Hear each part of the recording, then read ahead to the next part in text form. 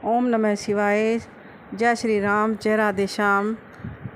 आज मैं आपको श्रावण महात्म्य का 13वां अध्याय सुनाऊंगी, जिसके अंदर श्रावण शुक्ल चतुर्थी व्रत के बारे में बताया गया है।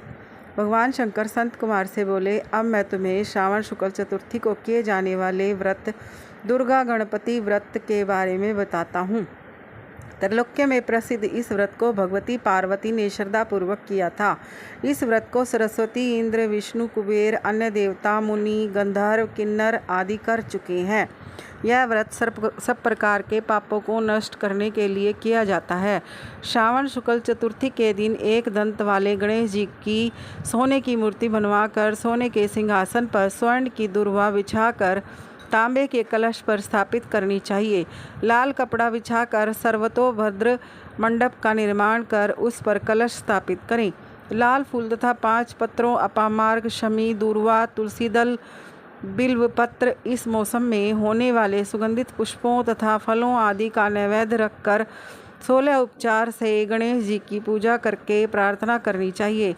इस स्वर्ण निर्मित प्रतिमा में विघ्न विनाशक गणेश जी की आवाहन करता हूँ। इसमें वे पधारें। रत्नों में से जड़ित उत्तम वर्ण सिंहासन बैठने के लिए देता हूँ, आप इसे स्वीकार करें। हे पार्वती पुत्र, हे विश्वव्यापिन, हे सनातन, मैं आपको प्रणाम करता हूँ। मेरे विघ्नों का नाश करें। हे सुरश्रेष्ठ, लाल चंदन चर्चित मैंने भक्तिपूर्वक वन अक्षतों को चढ़ाया है, आप इसे स्वीकार करें। लोगों के अनुग्रह के लिए तथा दानवों के विनाश हेतु एक दंत यह आपका पतवार है। प्रसन्नतापूर्वक धूप को स्वीकार करें। इस दीपक को मैं आपको देता हूँ, आपको नमस्कार करता हूँ। गणानत्वा वैदिक मंत्र से लड्डू या खीर, कपूर तथा इलायची युक्त पान आपको समर्पित कर रहा हूँ। हे गणेश्वर, हे गणाध्यक्ष, हे गजानन, हे गौरीपुत्र, मेरा व्रत आपके प्रसाद से परिपूर्ण हो। जो प्राणी 5 वर्ष तक व्रत का उद्यापन करता है, वह अपने मनवांछित पदार्थों तथा वस्तुओं को प्राप्त कर लेता है और अंत में देह त्याग कर मेरे लोक को प्राप्त करता है।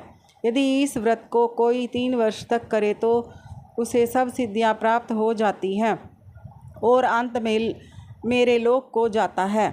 इस उत्तम व्रत को जो प्राणी उद्यापन के बिना करता है तथा यथाविधि पूरा व्रत करने पर भी उसका व्रत निष्फल हो जाता है, उद्यापन अवश्य करना चाहिए।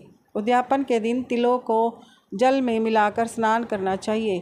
फिर गणेश जी की 1 पल या आधा पल या चौथाई पल की स्वर्ण की प्रतिमा बनवाकर उसको पंचगव्य द्वारा स्नान कराकर दूर्वा से पूजा करनी चाहिए। निम्नलिखित मंत्र द्वारा पूजन करना चाहिए। हे गणाधीश, उमासुत, विघ्न नाशक, आपको नमस्कार है।